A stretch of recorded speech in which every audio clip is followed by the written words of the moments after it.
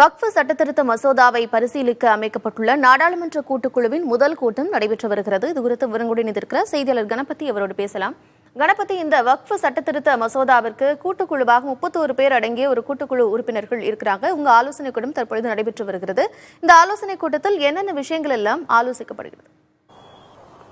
மிகவும் பரபரப்பாக பேசப்படும் வக்ஃப் சட்ட திருத்தம் தொடர்பான மசோதாவை பரிசீலிக்கும் நாடாளுமன்ற கூட்டுக்குழுவின் முதல் கூட்டம் இன்று நடைபெற்றுக் கொண்டிருக்கிறது. காலை 11 மணிக்கு தொடங்கிய கூட்டம் 2 மணி நேரத்துக்கு மேலாக தொடர்ச்சியாக நடைபெற்று வருகிறது. முதல் கூட்டம் என்பதால் இந்த கூட்டத்திலே சிறுபான்மையினர் துறையைச் சேர்ந்த அதிகாரிகள் மற்றும் சட்டம் மற்றும் நீதித்துறையைச் சேர்ந்த அதிகாரிகள் ஆகியோர் மசோதாவிலே முக்கிய அம்சங்கள் என்னவெல்லாம் கொண்டு வரப்பட்டிருக்கின்றன, அந்த முக்கிய அம்சங்களின் தாக்கம் என்ன என்பதை நாடாளுமன்ற குழு உறுப்பினர்களிடம் விளக்கிக் கொண்டிருக்கிறார்கள். 31 பேர் அடங்கிய இந்த நாடாளுமன்ற குழுவுக்கு தலைவராக பாரதிய ஜனதா கட்சியைச் சேர்ந்த மூத்த உறுப்பினரான ஜெகதம்பா பால் நியமிக்கப்பட்டிருக்கிறார். பல்வேறு கட்சிகளைச் சேர்ந்த 30 உறுப்பினர்கள் இந்த குழுவிலே நியமிக்கப்பட்டிருக்கிறார்கள்.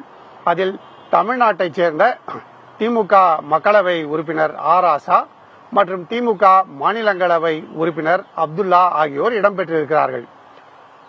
காங்கிரஸ் கட்சியைச் சேர்ந்த கௌரவ் கோகோய், திரிணாமுல் காங்கிரஸ் கட்சியைச் சேர்ந்த கல்யாண் பானர்ஜி, சமாஜ்வாதி கட்சியைச் சேர்ந்த முகிபுல்லா மற்றும் ஆம் ஆத்மி கட்சியைச் சேர்ந்த சஞ்சய் சிங் உள்ளிட்டோர் இந்த குழுவிலே இடம்பெற்றிருக்கிறார்கள்.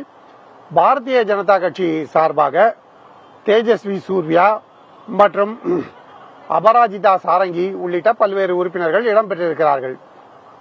மசோதாவில் கொண்டு வரப்படும் திருத்தங்கள் எந்த அளவுக்கு சட்டத்துக்கு மாறுதல்களை கொடுக்கக்கூடியவையாக இருக்கின்றன, சட்டத்தில் ஏற்படும் இந்த தாக்குதல்கள் எத்தகையவையாக இருக்கும், இதனால் எந்த நோக்கங்களை நிறைவு செய்ய மத்திய அரசு விழைந்திருக்கிறது போன்ற பல்வேறு விஷயங்களை தற்போது குழுவின் உறுப்பினர்கள் இந்த 2 துறைகளைச் சேர்ந்த அதிகாரிகளிடம் கேட்டறிந்து கொண்டிருக்கிறார்கள்.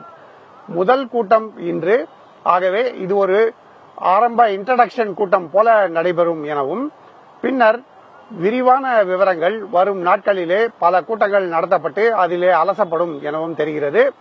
அடுத்த நாடாளுமன்ற கூட்டத்தொடரில், அதாவது நாடாளுமன்றத்தின் குளிர்கால கூட்டத்தொடரில் இந்த குழு தனது அறிக்கையை தாக்கல் செய்ய தற்போது ஆயத்தமாகி கொண்டிருக்கிறது. அதற்கேற்ற வகையிலே குழுவின் அடுத்த ஆலோசனை கூட்டங்கள் நடைபெறும் என அதிகாரிகள் தெரிவித்திருக்கிறார்கள். வக்ஃப் மசோதாவிலே மிகவும் முக்கியமாக வக்ஃப் நிலங்களை எப்படி பதிவு செய்ய வேண்டும், கட்டாயமாக மாவட்ட ஆட்சியரிடம் பதிவு செய்ய வேண்டும். அதேபோல நிலங்களை வக்ஃப் நிலமாக அறிவிப்பதற்கு முன்னால் சம்பந்தப்பட்டவர்களை கலந்து ஆலோசிக்க வேண்டும் என்று பல்வேறு விதமான நிபந்தனைகள் விதிக்கப்பட்டு அதற்காகத்தான் இந்த மசோதா கொண்டு வரப்பட்டிருக்கிறது. ஆகவே இந்த மசோதாவுக்கு கடும் எதிர்ப்பு இருக்கும் நிலையிலே குறிப்பாக பல்வேறு இஸ்லாமிய அமைப்புகள் எதிர்ப்பு தெரிவித்து வருகின்றன. அதே போலவே காங்கிரஸ், திரிணாமுல் காங்கிரஸ், சமாஜ்வாதி கட்சி, திமுக, இடதுசாரி கட்சிகள், ராஷ்டிரிய ஜனதா தளம் உள்ளிட்ட பல்வேறு கட்சிகள் தங்கள் எதிர்ப்பை பதிவு செய்திருக்கின்றன. ஆகவேதான் இந்த மசோதா மக்களவையிலே தாக்கல் செய்யப்பட்ட பிறகு நாடாளுமன்ற கூட்டுக்குழு பரிசீலனைக்கு அனுப்பப்பட்டிருக்கிறது. கூட்டுக்குழு இந்த மசோதாவின் முக்கிய அம்சங்கள் அனைத்தையும் பரிசீலனை செய்து தனது பரிந்துரைகளை அளிக்கும். அந்த பரிந்துரைகளின் அடிப்படையிலே மசோதாக்களிலே மாற்றங்கள் செய்யப்பட்டு பின்னர் இறுதி வடிவம் பெறும் என அதிகாரிகள் தெரிவித்திருக்கிறார்கள். ஆகவே ஜெகதம்பா பால் குழு என்ன அறிக்கை அளிக்கிறதோ அதன் அடிப்படையிலே மீண்டும் திருத்தம் செய்யப்பட்ட மசோதா நாடாளுமன்றத்திலே தாக்கல் செய்யப்படுவதற்கான சூழல் இருக்கிறது. அதற்கான பணிகள் தான் இன்று தொடங்கி இருக்கின்றன. கார்த்திகா, வக்ஃப் சட்டத்திருத்த மசோதாவிற்கு மிகுந்த எதிர்ப்புகள் எழுந்த நிலையில் அதற்கான நாடாளுமன்ற கூட்டுக்குழு அமைக்கப்பட்டு அதனுடைய முதல் கூட்டம் தற்பொழுது நடைபெற்று வருகிறது. விவரங்களை வழங்கியமைக்கு நன்றி கணபதி.